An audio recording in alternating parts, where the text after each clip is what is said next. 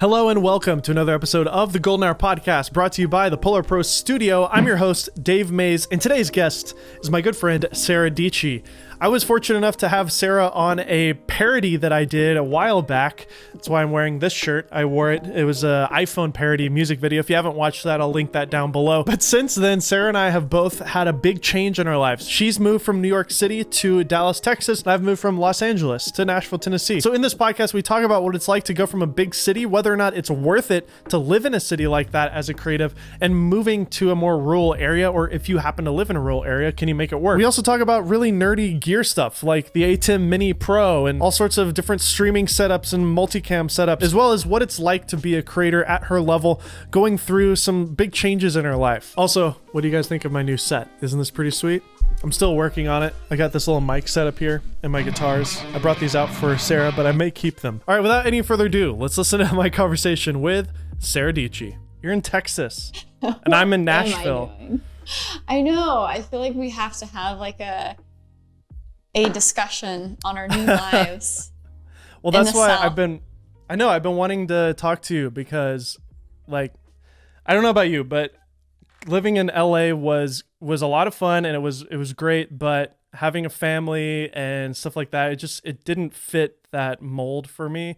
And I've got two kids, so I'm a little ahead of you in terms of the family life situation. Mm-hmm. You'll get there eventually, hopefully. Mm-hmm. But like it was just really too much to deal with COVID and the lockdowns and living on top of other people in an apartment and in a crowded space. And also, let's just be honest, it's extremely expensive. And when you live in it, it's kind of like you justify it by saying, well, I make more money here. Everybody I know makes more money.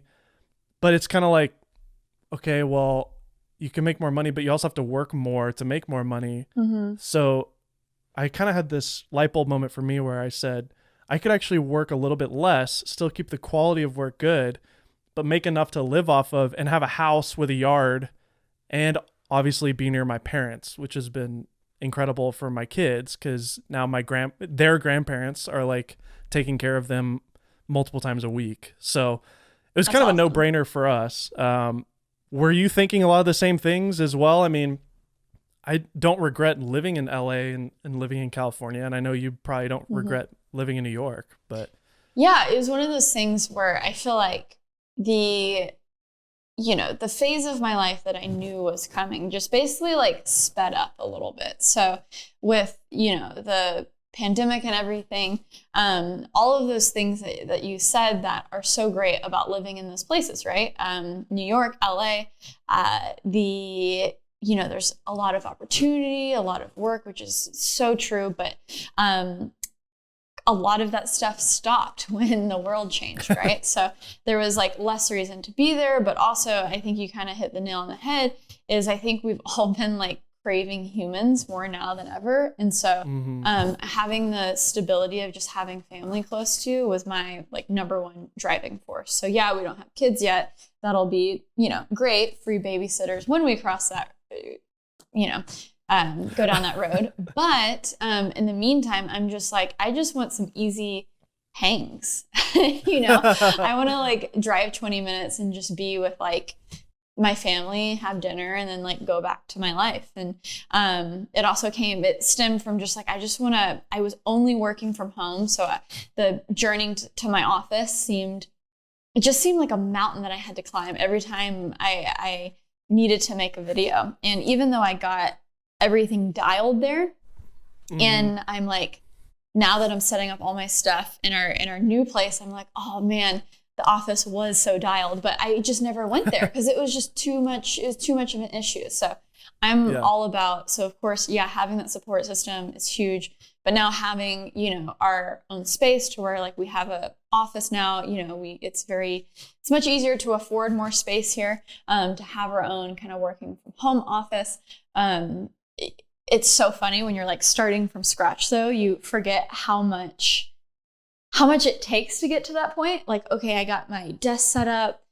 I got most of the tech set up. I still haven't, like, everything is like halfway there, which is like kind of a nightmare. You know, I need to like hang up my lights. I need to figure out my audio situation. I need to put up noise panels because, like, as you can tell, I'm sorry everyone listening to this. I'm sure my audio could be better. Apologies, but well, you tried. Yeah. We did try to get your nice microphone set up, and we just decided to forfeit. It's like one of those microphones that I think is like gold in like a perfect studio set.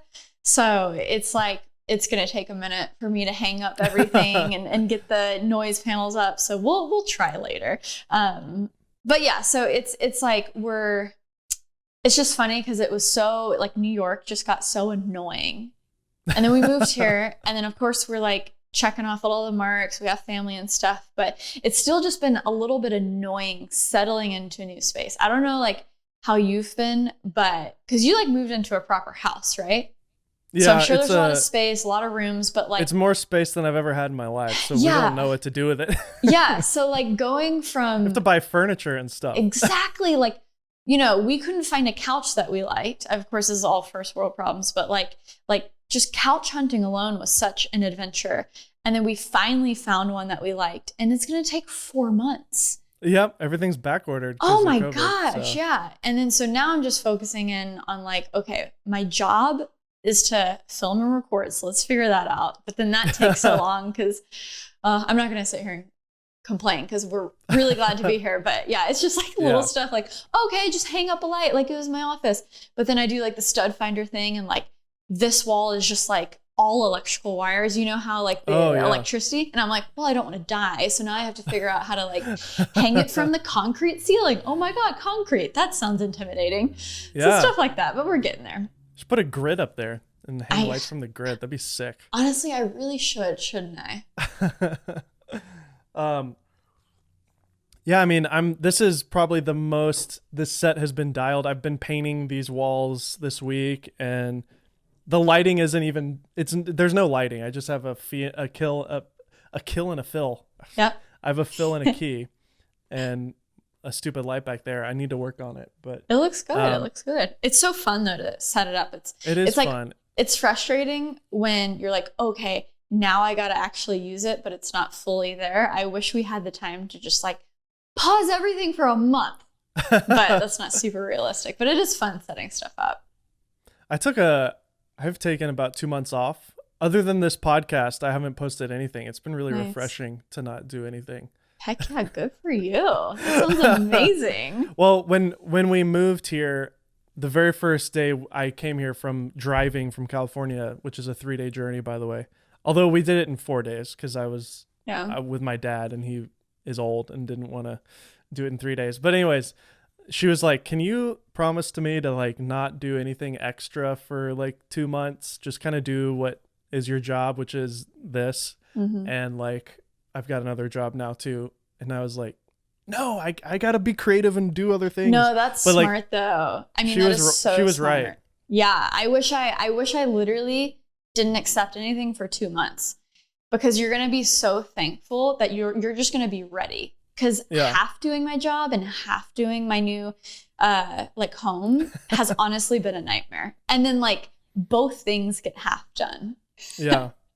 And so then you kudos also to you guys. have a relationship with your fiance and your family as well. You got to balance all that. So exactly. It does help that he's a YouTuber as well, so that he at least understands it, and you don't have kids. So that's makes great. It a little take bit advantage easier. of take advantage of the free time you have now. Yeah. It doesn't feel like you have free time, but believe me, you do. That's what I've heard. I'm wearing my Apple shirt in honor of you. I bought this at Cupertino. I think you got one as well. Yeah. When we did our shoot, it feels like forever ago now. Such a good wrap. Yeah, it feels like a completely different world. Was that the last time that we could go to an event like that? Probably. It was 2019, so, right? Wasn't it? Yeah, that was WWDC 2019, right? Or the iPhone launch 2019. One of those. Yeah. A lot of things have happened. A lot of things have happened in your life and your career. What's going on right now with Sara Dietschy land? I mean, obviously the move, but like I've been seeing you really jazzed about gear and like getting into that. Have you like rediscovered a passion for what you do now that you've got this fresh new kind of perspective? Yeah, it's just been like, it's funny that I started off this entire podcast just complaining, but it has been like so much fun because I do have these, because I wasn't going to my office and I was just working from home a lot in New York. I have like all of this regret of for a year just like not dialing in my setup. And so, you know, one of my favorite YouTubers right now is Meet Kevin. He's a finance guy and he just has his set so dialed. And I interviewed him recently and it was like so fun just learning like other people's setups. I forget that like that's literally, I feel like how I started with like Creative Spaces TV and stuff. So it's been, you're right. It's been, yeah. So it was full kind of circle. fun to kind of do like a mini that like virtually. It's not the same because you can't make it cool, but well, he made it cool because he had 20 cameras. Exactly. So just me, like just the person who loves gear, that was just so fun. So now it's fun to be like, oh, how can I do that? And like, I just, you know, I feel like I'm just burning my money anyways with this move. So why not buy a lot of new gear? So yeah. And it's fun because like half the stuff I had it. So I had a teleprompter, I have a display. You know, that's how I'm like looking straight into my camera to you, but also seeing you. It sounds so silly, but exactly. But I never even like thought of that. I'm like, oh my God, that's so smart. And then he used all of these hardware solutions to do his switching. And basically I was like, duh, because I'm not from the broadcast world. I didn't even think about that. I'm always thinking like OBS, you know, Elgato Cam Link, all of that stuff, just doing it through that. But it's so cool to just have physical buttons and to be able to switch like, okay, like now I'm looking at me, but then now I'm looking at you. And then, you know, I can also, with the Ada Mini Pro ISO, it has that multi-view, which essentially is like an aux.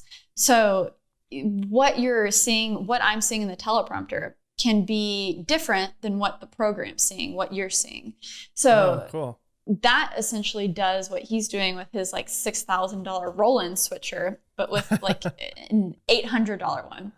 Yeah. So that's been really fun to figure out. And now I'm just like at the audio phase, which I'm sorry, again, that it's not perfect, but now I'm like, okay, where do the panels need to go? Yeah. How can I, but it's fun to figure out and tweak. Totally. And I'm so determined to get it set up now because last year was such an awkward year of like, oh, well, you know, I'll keep going to the office.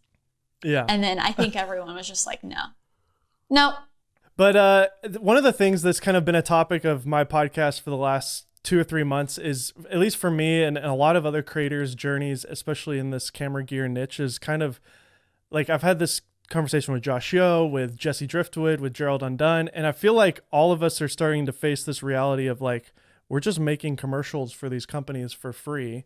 Yeah. And I'm kind of tired of it and I want to like do something else. And at least for me, every time I would experiment with something fun or different, it didn't get the response that I was hoping for. And the Sara Dietschy model, one for me, one for them, like, yes, it works, but also at the end of the day, like if you got to pay bills with the channel, like I want high views and I want to be bringing in more people. So, oh yeah, that doesn't mean disregard views. Yeah, exactly. Even the one for me, I'm still like, you still have to play the game. Yeah. One for me, but not really. Yeah. It's like, it's everything's a balance, but also with understanding that like you're still doing a job. You know, it's like whoever the quote is, like the difference between an artist and a professional is just like doing the work or something. I don't know. I butchered that. I severely butchered that. Basically, sometimes it's work. Yes. Yeah. Some days you just have to wake up and you just have to get to work. You know, you just have to do your job. And I think that's the difference. People who continually show up and sometimes it seems like they do have overnight success, but then you see, oh, this track record of them putting in the work, you know? Yeah. I think it's like amateurs wait for inspiration to hit and professionals like get to work every day. Yeah. They just do it. Yeah. They make inspiration. Maybe that's a little bit closer. Yeah. But no, the gear thing is interesting because like now I don't even pay attention to embargoes. So I'll have those same meetings and I'll be like, oh, Sony, you got a cool thing coming out? And I'll be like, okay, like I'll do a video on it if it fits into all the other videos that I want to make, you know? Smart. Yeah. it's not, I feel like even just in the last 2 years, it's changed dramatically. Like I started 3 years ago, and all it really took for me to like make a living was to just kind of hustle. And now I feel like there's just so many people doing these reviews and NDAs. Like it's so much. I don't know. Yeah. Yeah. It's, they'll always get somewhat an amount of views. So I think it'll just be a cycle. Like the people who already have attention are going to shift to more interesting things. And that's hopefully going to keep the audience engaged. And then that void will be filled with smaller creators who are now, because, once we stop paying attention, then the company will be like, oh, who are people we can reach out to? So it'll move down. Smaller creators will get those opportunities, which will be good for them. They'll get a boost with that stuff if we're no longer covering it. And then it'll just be a cycle. They'll grow. They'll get bored with it. The people who have a personality outside of what they're reviewing will survive, and everyone will fall by the wayside. Yeah, exactly. And I mean, you're a great example of it. You've been doing this for such a long time now, and have continued to like have new chapters of your journey. And when we met not when we met, but when we did the shoot at Santa Monica together, we had a couple conversations. I could kind of sense that it felt like you were a little burned out, or like, I don't know. I kind of picked up on the way you were talking about, like, I got all these things I got to do, I got my manager, blah, blah, blah. Like, have you been able to kind of find new enjoyment and excitement into it? Because I feel like you said, the Meet Kevin interview, we'll link it in the video. Like, it's so passionate. I can see your excitement on your face. Yeah, I'm trying to just do, thank you. And, even if that's, so what you started to say, like, oh, maybe what you want to do, isn't going to get the same amount of views. I'm just like, I'm allowing myself some room to just make stuff I want to make. Because, regardless, I'll allow myself like one video per quarter to just be kind of like a shit post. That's what the people say. Like, if anyone follows Louis Rossman, awesome YouTube channel, but he is like the king of like essentially shit posting, where he just does not care. He won't even make thumbnails, but he's such an interesting dude. People still show up. So even though that Meet Kevin video actually took a lot to make, to figure out, how we were going to do it and all that stuff.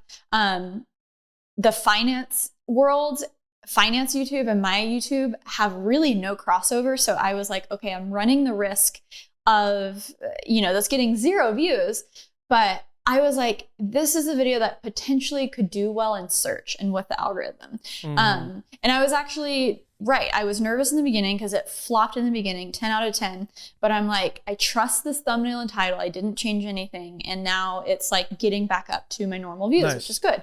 But that was just so fun. So yeah, I'm just, and I try to change it up to where it's not all superficial and talking about gear, but like at the end of the day, like it's how I started, and I just like love it. I love finding like little solutions for this and that. And I'm also trying to figure out easier way to make YouTube videos, because so many times things happen and like, I just want to talk about it. And the gap to being like, I have an idea to set up everything is just way too complex. So that's what I'm having fun setting up right now. Of course, like I mentioned, there's some roadblocks of like, I don't know how to screw into a concrete ceiling. Like, am I going to die by a 300D falling on my face, Oh my gosh. But yeah, I'm just having a lot of fun with that. And like, just like fun with life stuff. I'm figuring out that like people want to, people want to hear like what I'm up to. And like, I'm just okay. Some of that stuff can be scary because it's not normal. It's not, my normal kind of like tech stuff. So you do kind of run a risk with views and, what will people expect? But you just sprinkle it in, you take the feedback, and then again, you find a balance between those two. And it's been fun to bring everyone along with me to this very big transition, because living in New York for 5 years, fast-paced life, going to events, posting, tech videos super quick, all the time, doing like 12 laptop reviews in a year. I know that doesn't sound like a lot, but like I take laptop reviews very seriously. So like that was a lot in 2019. It's like one a month. Yeah. Yeah. So, I've just kind of like dialed things back, changed things up. kind of story of my life is just recalibrating. You kind of like heads down, get to work for years at a time. And so every now and then you just kind of got to look up, and I'm in one of those periods, looking up, looking around. Okay, what should I change? What should I continue doing? And then how do I move forward? Yeah, I mean, same here. And like, we follow each other on Twitter and stuff, and I see your posts and I am like, oh, that's so me right now. Cause like, it's funny. We are in a kind of a parallel situation where I'm going from LA, being a big YouTuber on this big channel, whatever. And I mean, it's not the same in that respect, but like it has been a bit of an identity crisis for me to go from like essentially a dream job scenario, hosting a big channel and having aspirations to grow that and have funds and editors and shooters and a studio space and all that, to now like, okay, back to kind of square one again. And it is nice to be on my own for the first time. I've been working with Kinetica and then Indie Mogul, which I didn't own either one of those. I'm trying to figure out like what to do next. And I don't know why I'm saying all this. I'm just kind of like sharing with you as a friend, but I've been struggling with like the entertainment side, and that's something I've been talking a lot about, is like, I feel like I really am more of an entertainer than anything. So I want to get into like comedy and entertainment. So that is what I'm going to be doing next. And on the opposite side of this camera is that set that I'm building. So awesome. I'm excited to try that out, but I'm a little nervous because like the camera tech world is like where I've been for so long. But anyways, that's what's going on over here. It's scary to make those changes, but it's like, I don't know, it's so necessary for your human to be able to wake up every morning and, you know, it helps to know that you're moving towards a goal that matters to you and it's not just all pointless. And I think that's why you just have to constantly be reinventing yourself, you know? And that's why it's like, honestly, my biggest struggle this past, and I guess caveat, people are going through much harder things. Yes, I'm fully aware this past year has been insane. But, you know, going to what you're talking about, kind of that identity crisis, I think I just had so much stuff going on. I had to take a step back and say, okay, like what really matters? And like, you can't do everything. That was hard to come to terms with because I'm so used to just like, do everything, you know, rock and roll. But no, I had to, okay, you have a lot of things going on. You know, your podcast is actually taking away from your main channel, which is not good. The main channel is like everything. So, you know, how can you refocus on that? Figure out a way, hey, if you want to bring it back, what is like a more sustainable way? And it's just, I think you never have to be stuck in doing something forever, especially when you're controlling it. I think we get stuck in like the rat race because it's like, oh, you just got to do it because everyone else is doing it, right? And I'm almost it's funny because this is a podcast, so sorry I'm saying this, but I'm like in such an anti-podcast in terms of like me creating it right now, just because everyone's doing it right now. So I'm like, okay, if everyone's doing it, I'm like, this is not interesting to me anymore, you know?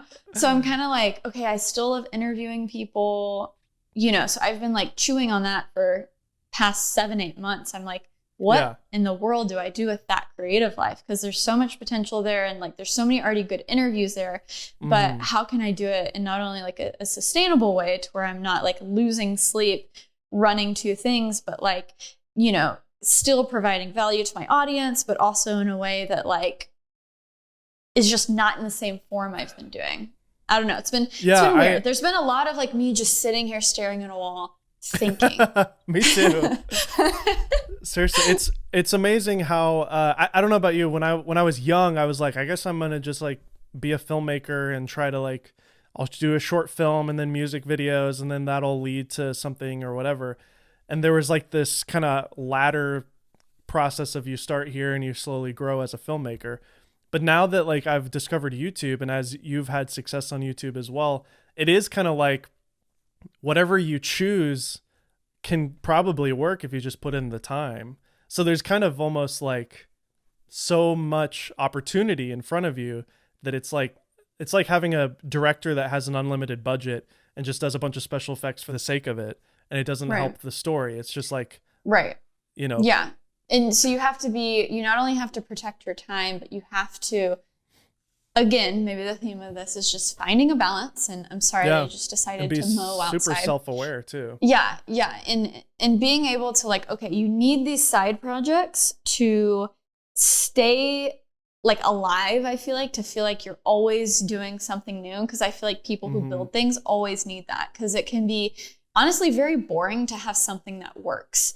I know that might sound insane to the people on the outside, but once you arrive to something that's working, like my main channel, okay, that's boring to me now. Like I figured it out, right? So on to the next thing. But also what's very frustrating is something that maybe you've been doing for 3 years, like my podcast, that seems to not be gaining momentum, because that's also a sign of like, oh, you can't be doing the same thing expecting different results. So it's, finding those side projects that keep you going and like keep that spark alive, but also knowing when to kill them off and when to double down on what's working. And that's like been such a big, thing that I've been trying to figure out. Absolutely. I mean, the podcast topic is really interesting, because that's one of the things I wanted to ask you about, because like I've been doing this podcast now for 2.5 years, and we just started the like YouTube channel back in February or whatever. So I'm just now doing that, and I'm like, do I do a clips channel? I don't have time to do a clips channel. Do you want my 2 cents? Yeah. Do you want to know like 6 months of me just thinking thoroughly about this? Yeah. Okay. Well, yeah, I have another idea too that I'll share, but no, you go first. You go first. Well, it's super meta, because here I am interviewing you. I feel like guest-based podcasts are like a dead end, because like then I'm so reliant on the guest to show up every week. And the quality of the guest, I mean, obviously right now I have you, so I know it's going to be great. But I would love to have more of a Howard Stern style thing with me and like 2 other co-hosts, like H3 podcast. And like, yes, we can have occasional guests, and it would be like a very structured formulaic thing. And then it's on my schedule every week, and it's like a routine, and I'm not relying on other people.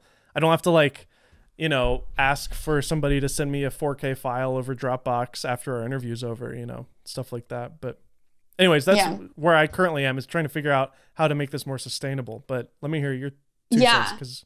Well, I'm realizing that like, hopefully this mowing isn't, do you hear it as much as I hear it? Okay. No, I don't. Maybe it's okay. Okay. Thank goodness. Okay. All right. Good job, Rode, Are you using the version 2? No, I'm not. I need to cop them. I love it. I've been using it a lot. I interview 2 people a lot now. And it's been phenomenal. I think this is one of the, what are they called again? Rode Go's? The Rode Wireless Go 2. Rode Wireless Go. Okay, yeah. The fact that it has recording on the transmitter is huge. Yeah. It's got the built-in screen, which is great. Battery life is great. It is annoying. Like I have to buy another set, because I'm doing shoots now where I'll shoot for like 6 or 8 hours straight. And you can't just replace the batteries. That's my biggest annoyance. But I think that's one of the best inventions from Rode by far. I love those little things, even the first version. Not only that, I would go as far as to say that it is probably one of the best products. This version 2 may be one of the best products of like the last decade, like maybe 5 years. Like it is so powerful as a tool. Yeah. It not only can you just clip it on your shirt like you, but you can use it as a pack. It's got recording built in, which is a big FU to that lawsuit issue with that company. There's a company that owns the patent on recording on the transmitter. Oh. So that's why nobody's ever done recording on a wireless lav, because there's this film company that owns the patent on it, and their packs are like $7,000 for the pack. Wow. And so how'd they get around it? Well, they got around it because you can't. It's not an SD card. The other one, it's like a micro SD card, and it records over itself after it gets full, and you have to use like a software to offload it. Yeah. They kind of made it a workaround by being like this really proprietary system, and it's not removable. Wow. But they may still get sued, and Rode is big enough to where they're kind of like willing to risk getting sued by this company who has always won. So that's why you've never seen recording on a wireless lav, which obviously makes a ton of sense that every single one should have that. Yeah, now that you're saying that, I'm like, oh yeah, duh. But because it's a backup. Wow. Anyways. Yes, podcasting, go gear, go Rode. But Also go Polar Pro. Yeah. So with the podcasting thing, I think if you're continuing the podcast, yes, like you have to go the more sustainable route where it's either like just you or it's you and a person who can do it every week. And then having a guest is just like the cherry on top. I think that is so necessary. I think it's also necessary to like have a goal and like have a section, like have a purpose, because everyone is just shooting the shit, to be honest. And like, if thousands of people are doing that, then like, why is someone going to tune in for an hour of their time to your thing? That's a huge ask, right? It was novel a couple of years ago, but not anymore, right? Yeah, exactly. And then also, I'm seeing all of these people who I'm such big fans of in terms of them being storytellers, and they're amazing video storytellers. And I'm like, I feel like we're going backwards. I'm like, all of these industry people are telling these YouTubers that, oh, audio is the only thing that matters. We want Apple Podcasts and Spotify numbers. That's how you get the ad sales. There's this big machine behind all of this that people don't know about, that it's like, oh, if you can get a certain number of downloads, you're automatically in this network and you get XYZ. But like, this is the thing. If you don't have like 100,000 downloads per episode, you're not getting any reasonable amount of money in sponsorship. So you first have to figure out for your own. And also, it's like someone who's a good example, like Elle Mills, her big announcement was her launching this podcast. And I'm glad, because like it has a purpose. It's really beautifully branded, but it's audio. First priority is audio. And I'm like, damn, Elle Mills is such a good video creator, but it's like, you get big, and then for some reason you stop making videos because there's too much pressure.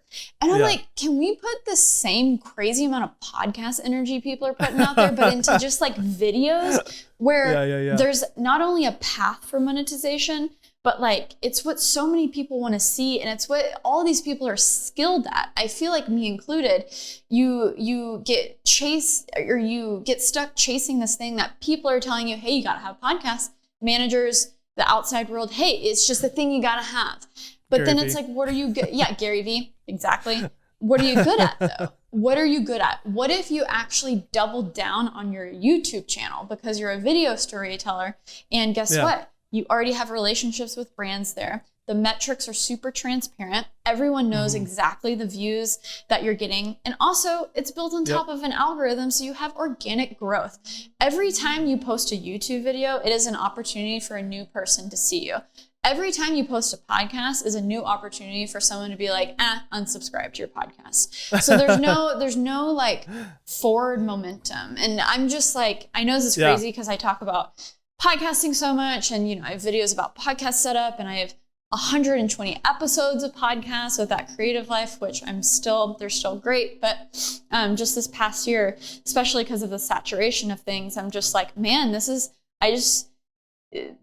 isn't the move the way I'm personally doing it and the way a lot of other people are doing it. It can still work. But yeah, I think you would do well finding that like same cast of people, and then bringing on interviews just when you want.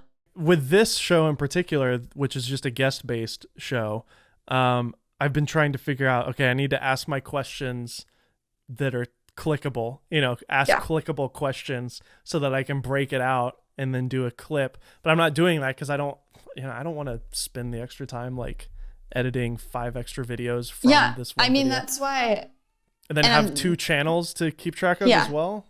No, what I'm thinking, if That Creative Life comes back, I'm doing it to where, first of all, the main episode is just a live stream. So there's absolutely no producing that has to go into it. And that is something that'll be for the fam. That's for you guys. Like, I'm not going to worry about monetizing that stuff. Enjoy. I hope you find it's helpful. But the questions I'm asking, literally, like, I have an interview coming up that I don't know if the full interview will come out, but now it's not like questions, but it's specific topics that have YouTube titles associated with it. Exactly. So, and that will just go on my main channel. Everything's about my main channel now. And that's kind of what I'm, so if podcast comes back, if I want to do XYZ, if I want to interview this person, kind of like what I did with Meet Kevin. Yeah. And that was the thing when Smart. I was talking with Kevin, I was like, oh, this would be a really good podcast. But I'm like, no, what's going to make a good YouTube video? And that's kind of just where my there's nothing there's nothing wrong with having a good mic and headphones in a YouTube video. Like it helps I feel like YouTube is very audible. Like it's very audio driven, honestly. So at least I watch a ton of YouTube. I have premium, so I'll like play a video, put it in my pocket, and do other things while I listen to the video. So have you found that like being back in Texas has been like boring, going from like such a busy, not boring exciting at all. It's actually like too chaotic. Well, just with like, buying our place. That's true. You're now responsible for appliances and stuff. And we had the worst luck with the winter storm in Texas. So everything broke. Oh my gosh. Yeah. So it's one of those things you where guys I'm okay? like, everybody okay over there? Everyone's okay, but it's just like money. Yeah. I'm just like, well, thank God I didn't say no to all my brand deals. Cause it's like, it's just, literally what just happened today is like our fridge broke. So we got to get it fixed. The person who we hired to get fixed, we just can't get in contact anymore. So apparently we just got scammed. Oh my Can't get our money back because our fridge isn't heck? working.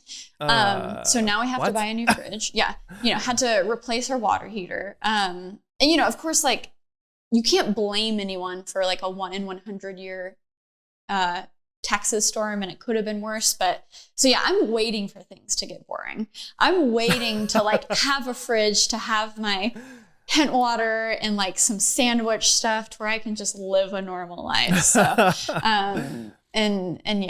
so I think it was just a culture shock for us, because it was like, okay, it's the weekend, what do you want to do? Let's drive to the beach. And then we go to the beach, and then it's like, I got nothing to do. Let's go to like this really famous store that is only in LA. It's just, there's a lot of exciting, cool stuff there. Yeah, that definitely.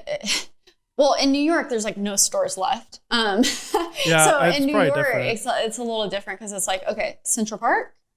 And then like, okay, there are some cool restaurants that are still in business, but like, seems like everything went out of business. That's so sad. But luckily like the Dallas-Fort Worth area, like there's still a lot of stuff happening. And like, we chose to live in the center of it all. So there's still a lot of stuff happening. We can walk to like a really nice river that we're by. Is that where you're taking pictures all the time with John, like laying on the ground? Yeah. So it's good. I think that's our mistake, is we picked a more rural area so that we could get a bigger house. Right. But now I'm kind of like, it takes us 30 minutes to get anywhere. So I think moving forward, like probably next year we'll move somewhere like Brentwood or something like, I used to live in Brentwood. Yeah. It's a good spot. Belmead area, Franklin. Yeah. I live right across from that Target. In Brentwood. I know exactly where that is. On the hill. There was like an Bread. apartment complex on the hill. Oh my gosh. I know exactly where that is. Yep. Yeah. That was my first apartment. And I remember that's where Cool Springs Boulevard, right? Yeah. And that's where I first got recognized. I went to the Panera Bread right across the street, and someone was there and was like, Sara Dietschy? And I was like, me? So yeah. That's awesome.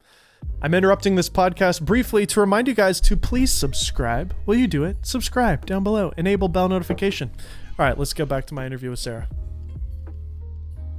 So what's some gear right now that's like getting you jazzed? Like obviously since we talked last, the A7S III finally came out, and it seems to be fairly perfect. And it seems like what a Sara Dietschy personality would want, but I don't see you like raving about it like everybody else. I think I'm not, because it was just exactly what I needed. So I'm like, I've said it once, and like because everyone else is talking about it. So I think everyone should understand at this point, like, oh, the A7S III, because it took so long to come out, it's almost like, oh, well, there's nothing more to be said. We've been anticipating it. It's exactly what we wanted. It's perfect. Cool. Like moving on. What's next? And that's actually why, like, I'm actually shooting right now on an FX6. So I've been renting that because I'm like, I'm already bored with the I'm not bored. It's just like, it is perfect. So I'm kind of like, how can I get more of that? So right now, because I just sold a ton of my cameras and stuff. So I'll have my Blackmagic set up for like a 3-cam setup if I ever need that again for interviews and things. But right now I'm kind of figuring out what is that perfect like Sony 2-cam setup. Because for my tech reviews, I have that moving B cam a lot. And for a while I was using the A7S III and also the A7 III. And just like, even though they're both Sonys, like the color has changed so much that it doesn't match at all. So I'm currently like playing with the FX6, the FX3, and the A7S III. And I'm figuring out, okay, what is the perfect companion to my A7S III? And, the FX6 is appealing to me just because I've been at so many shoots that it's like, oh my God, I feel like this agency was just hired because of their ability to rent an FX9. Like there's so much, it's so silly, but like truthfully, sometimes the people who are hiring you just want to see that you own a big camera, which is insane. But I think that, like a $6,000 purchase for like an FX6, it's still not massive. It's still very easy to shoot handheld, but you kind of have that cinema camera look to where if you showed up on set with it, people would be like, oh, she's legit, right? So I hate that it's like that, but it kind of just is. I still have to figure out the color because this is me using the still profile and it's still really not saturated at all. I really like the standard profile on the A7S III. It's so good. It's so good, right? And I was hoping that the standard profile on the FX6 would be the same, but it's not. So they both have S-Cinetone, which is great if you're like going in and color grading, but I really like the image just straight out of the A7S III. So that's something I'm going to have to figure out. I only have it for like one more day, so I'm going to like search some LUTs. Maybe I can like put some LUTs in there. So definitely try S-Cinetone and just boost the saturation or something a little bit because it does have a lot of great dynamic range in that profile. The last guy I interviewed before you this morning, he was shooting on an FX6 with S-Cinetone through an Elgato, and it looked great. Like it didn't seem to lack any contrast or saturation. I don't know what he was doing. Maybe he added a little bit of saturation, but because I had S-Cinetone, and I was like, oh, this is so unsaturated. Okay. That I just kind of changed it to the still profile. But it's just like, it's one of those cameras that like it takes a while to finagle and figure out, but it's much easier. I kept watching YouTube videos and I'm like, I'm not going to figure this out by watching a YouTube video. So I just rented one. Exactly. Because it's like sometimes if you're going to make that big purchase. And then I'm obsessed. I didn't know I would get into like switchers, but I love this Ada Mini Pro. I love that it was like, I didn't research a ton. All I knew was like, oh, there's more options on the Pro. So I'm going to go there. But I didn't fully understand how the multi-view worked until I used it. And it's literally like you have an auxiliary channel for like a separate, whether you're using it for your teleprompter display or just a display off, just to view your options. So I'm really pleased with that. I can't wait to dial that in. And I'm just trying to figure out Heck yeah. There's not a ton of content on that stuff too. You kind of have to really dig to find it. Photo Joseph is a friend of mine and he does a ton of ATEM Mini stuff on his channel. But it's such a niche audience that the video I'm making on all of this, involves the Rodecaster. So they just basically, I have the beta on here. Oh, what was the tweet that got deleted? Yeah. From you. So the tweet, like you said, I really hope no one got fired, but I was basically talking about how the Rodecaster is so big, I would love a mini version. And they kept tweeting like the eye emojis at me. And then like the, ooh, like kind of like it's coming. And then I was like, oh my God, don't tease me like that or something like that. And then they just tweeted like the emoji, like the, side smile emoji. So they were just tweeting emojis, but then they instantly got deleted. So I have a feeling that means, a mini Rodecaster is coming. I think that's what that means. Whoever the boss of the PR person is just gave it away more than the PR person did. Exactly. I hope they realize, like, if they just left it, it would have been a mystery of and they didn't they're even just trolling. say anything. Yeah. It could have just been trolling you. Exactly. You know? The way they made it seem, it could have been like one of either way, but now that they've deleted, it's like, oh, a mini Rodecaster is coming out in like a few months. But they just released a beta software where you can now use the sound touchpads as MIDI controllers. So I've also been playing around with like just having a bunch of cam links and then switching with the Rodecaster via OBS. Interesting. And it's a little bit finicky, but with the addition of Elgato's new Camlink Pro, where you can just put it in your PC, have 4 HDMIs, that now allows live 4K live stream switching with 4 different inputs, all with your Rodecaster Pro or a Stream Deck or something like that. So I was doing a lot of that too. And this is what, as you can tell, I can talk about this forever, but that's what I've been like dorking out majorly. I started making a video about it that I was like, oh, it'll just be a quick day vlog. It's turned into like a week. Like now I have to like add a sponsor in it because I've spent so much time on it. I'm like, okay, Squarespace will sponsor this one. But it's been, That's funny. The point why I started saying that is going into it, I was like, if I title this anything with the gear that I'm using, it will get 0 views. So it's just going to be a very general title to hopefully get views. But yeah, you got to play the game, man. So like my epic live stream setup or my epic multicam setup, I don't know. I'm literally going even more general and just going to have like a confused face and going to be like figuring things out. Smart. That's really well done. Yeah. See, you're such a pro. What's cool is there's that Zoom made a competitor to the Rodecaster, and it has this great auto ducking feature that like it auto levels it. Like one of the most annoying things about editing podcasts for me is like every time you talk, I usually like will select all the parts where I'm just sitting here and just like pull the gain down so that you don't hear my little sounds, you know? And now there's like this Zoom thing that does it automatically as you're recording, but the stupid Zoom only does 44.1 kilohertz or whatever it's called. Like it needs like video is recorded in 48. What I don't know. What do you know what I'm talking about? What is it? The audio hertz thing. The frequency. Yeah. Frequency. Like video is always typically at. Yes. Is it 44 or 48? So I actually had a huge issue with my first Rodecaster where I had to return it because there was for some reason no fix to where I had to realign my audio with my video like every 10 minutes. So you're basically saying that the Zoom has that issue? What's it called? Yeah, exactly. I think it's called the something 8. Is it F8 or P8 or something? Oh, Podtrak P8? Yeah, that's it.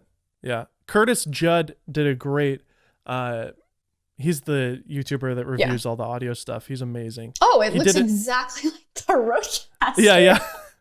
By the way, wasn't it great seeing the Rodecaster in WandaVision? Did you notice that? Yes. Yes, I was like, oh my gosh, look, John. He's like, what? I'm like, it's a Rodecaster. He's like, what? Shut up. He's like, what? I don't give a shit. Yeah, exactly. But that's interesting because that literally looks like the Rodecaster, doesn't it?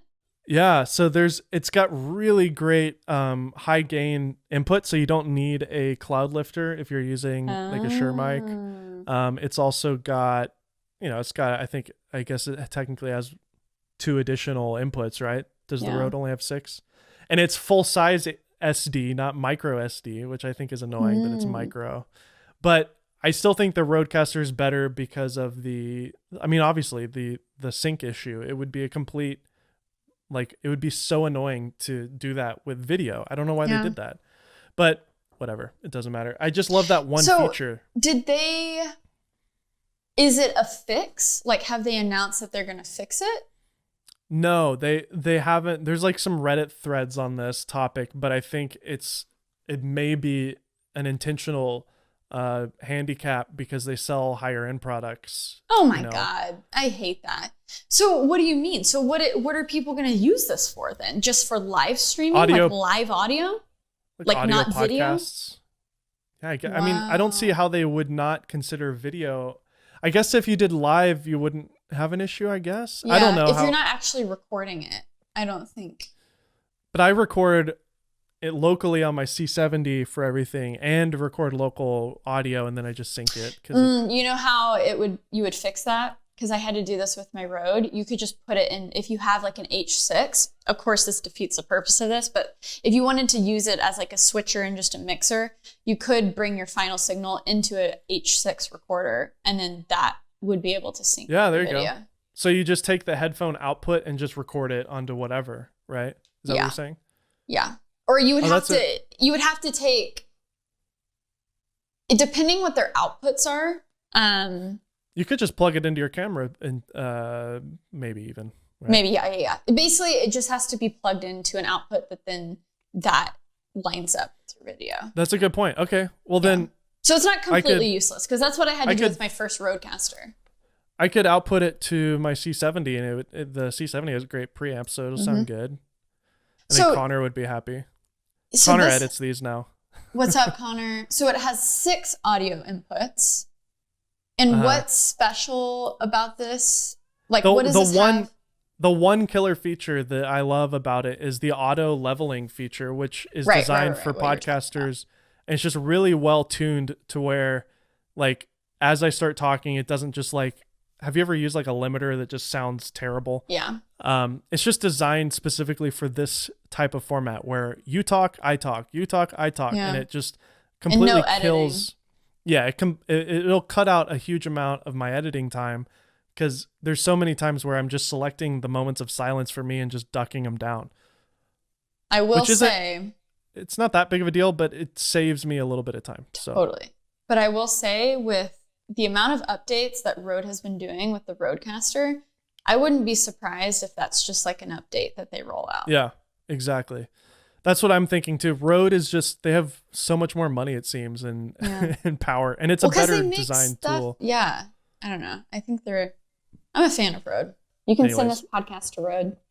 Yeah, we'll send it over to them. I'm sure they'll love it, especially since you're promoting them on your shirt. Exactly. Can I share my idea with you before we go about what I'm working on? I kind of want to just spitball it to you and see what you think. Totally. Are we doing it live here on the podcast? Do it live. Okay, shoot. So Dave Mays will still exist as myself, YouTuber, podcaster guy, but on my personal channel, which is where I posted our parody so long ago, all this will live. I'm going to remove all the gear reviews and just keep the 2 or 3 parodies that I made. So it's like from now on, it's just entertainment channel. And I have this robot that I built because I don't have enough time to do a YouTube channel by myself. So I build a robot, and I have this costumed character it's me in a costume. I think you might have seen it before, but it's kind of an Eddie Murphy situation where everybody knows that I'm also the robot sitting next to me. So there's like a little bit of post work to make that work, obviously. So I sit in a chair, I react to memes and different things. It's a reaction channel with a green screen behind it. So I can do all sorts of crazy, fun, weird, wacky Dave Mays editing with that. I'll be on the right-hand side of the screen. My robot character will be on the left. He's also like the guy that essentially sets up the videos for me. So we have like a dialogue back and forth. So like if he throws in a video clip that's not supposed to be there, I can like yell at him for it. Or like if I'm thirsty and need a drink, he goes to the kitchen and gets me a coffee, and he like drops it and spills it everywhere because he's a klutz or whatever. So there's like this dynamic between the two of us where I'm kind of constantly frustrated at him, and he's just kind of like an oblivious robot that is doing my bidding essentially. But like, it's a reaction based channel, so it's still based on like, top 10 epic fails or whatever. Lots of comedy, tons of comedy throughout the whole thing. I'm editing it as well as I can to make it funny. And it could be formatted for TikTok or YouTube Shorts as well. And the kind of unique trait to it that I think could make it stand out is the fact that I react authentically as myself with no mask. So you get that human connection of me going like, what the heck? And then you have the comedy that can come in with me essentially editing that and then writing lines that the robot says sitting next to me that I record separately and we put together. I can like look to him and say things, and then he says things back. So I have the unique advantage to like write in jokes in post based off of what I truly reacted to. I'm going to hire Connor to basically curate the content for me. So he'll be on Reddit and on YouTube finding trending things and interesting things for me to react to so that I actually have authentic reaction. and that I'm not wasting time like looking through videos and just, you know, finding gold. So that's the concept. It's like a reaction comedy based channel, maybe even a commentary style channel. It could work in that format as well, I think. It's repeatable. It's something I can do here in my studio, and it's something that is fun and for a wider demographic. Sounds awesome. Sounds like a lot of work. So I think the thing that you'll probably run into, like maybe it'll be fun to like do like a pilot of it, see how people react, see how it does. Like that version is like full throttle, everything you want it to be. I think the only thing you'll run into is because it'll rely on topical things. Like, can you do all of that producing, filming, writing by the time that topic is still hot? Sure. Because when you were describing that, I was like, oh, that seems like a ton of work. So if you can do it, I think that's awesome. But I think the thing with reacting content and topical stuff is the good part about it is you can turn it around so quickly. Yeah. Totally. So if you can find a sustainable version of that, I think that would be awesome. I'm looking at obviously Sniper Wolf and Mr. Beast Reacts for inspiration, and like they're taking, you know, epic slow-mo balloon explosions, like, you know, stuff like that that's just fun to watch. Not necessarily topical, but then like if I can figure out a good workflow to where I can shoot, edit, deliver in a week. I mean, the goal is to have like a team of people involved in the editing so that it could be maybe even a, you know, at least a 3-a-week channel. But I'm just trying to figure out a way to, like, by having an IP, having a character that I've designed, this costume that I designed, and, you know, the logo and all this and that, like, you have product inherently that's designed to go with that. So you have shirts and action figures and comic books based on the robot. He can have his own TikTok channel one day. Like, for the last 2 years, I've been thinking about all this, and the last 2 months in particular, I've been trying to dial it as much as I can. But yeah, I mean, you're right. It's a lot of work for sure. But I mean, no, I think it would be smart, especially if you can, you know, it can be something that lives beyond you as well, which is good. Yeah. Yeah. Well, no, that's awesome. That seems fun. Okay. Thanks. Like a lot of work, but fun. You sound like stressed out from the idea of it. No, I mean, I think it's basically with YouTube, I think that's the hardest thing to crack is the quality and quantity. So the quality and the level of that makes me super excited. And like, I love the idea. But it doesn't have to be perfect either. Like once you get outside of the tech world, like my green screen key doesn't have to look good. Like exactly. You know what I mean? So if you can find that balance, I think it could be killer, especially if it's probably harder to develop a character that isn't a human. But if you can get that to click, I feel like, I mean, that's huge. Yeah. Yeah. Well, we'll see. When are you guys getting married? Do you have a date set? Man, we're probably just going to do it at some point. It's getting like, just the whole Rona thing really threw everything off. Well, now you're in Texas, so you could probably do something with family and friends out there. Exactly. We'll probably just do a low-key thing like that. Okay. Well, if you need somebody to shoot it, let me know. I'll come down and do it for you. Amazing. Heck yeah. Everybody go follow Sara Dietschy if you haven't already. Come on, give me a break. Go follow her on YouTube. Don't subscribe to The Creative Life, apparently. Heck no.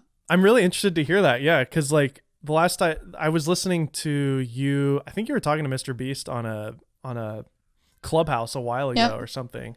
Yep. And you said, make sure you separate a clips in a podcast channel. And I was like, oh, okay, I guess I'll do that. But now if you're taking it seriously, well, no, it's like if the podcast, if you're going to do a podcast, that still stands true, and that you do not want, I mean, still, even if I bring it back, it'll only be the long form interviews on the That Creative Life YouTube channel. Like I will no longer have a clips channel.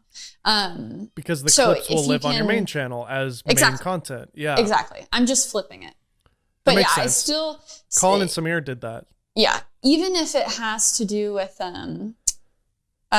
that's just advice. Even if it's a podcast, you're starting another YouTube channel, make sure just that YouTube channel is one thing. And I know that's boring, but like you can't post a 4-minute vlog and then a 60-minute interview with some random person and expect your audience to like click on both of them. Exactly. So yeah. You can't have a gear review channel and then post a music video parody and expect it to do well. Exactly. I don't care. It was fun. If it was fun for you, that's all that matters. Well, thanks again, Sarah, for coming on. We'll have to have you on another time. And I am so excited to see your production of your new studio. Give me several months. Oh yeah. Don't worry. Yeah, don't worry about it. Nobody's like holding a gun to your head. You can totally make it happen. Take your time. I'm make excited, it good. though. Yeah. Have fun with it. Get bored a little bit. And we'll talk soon. Heck yeah. Thanks for having me. This was great. I hope you guys enjoyed my interview with Sara Dietschy. It made me think a lot about podcasting in general and whether or not I should do some changes to this show. So if you want to see me do some different things with the Golden Hour Podcast, comment down below and let me know your thoughts. Also, if you haven't subscribed to Sara Dietschy already, what are you doing? Subscribe to her channel. She's amazing. I'll link it down in the description below as well as the icon above. Once again, I'm your host, Dave Mays. Follow me at Dave Mays on Twitter. This is the Golden Hour Podcast, and we'll see you next week.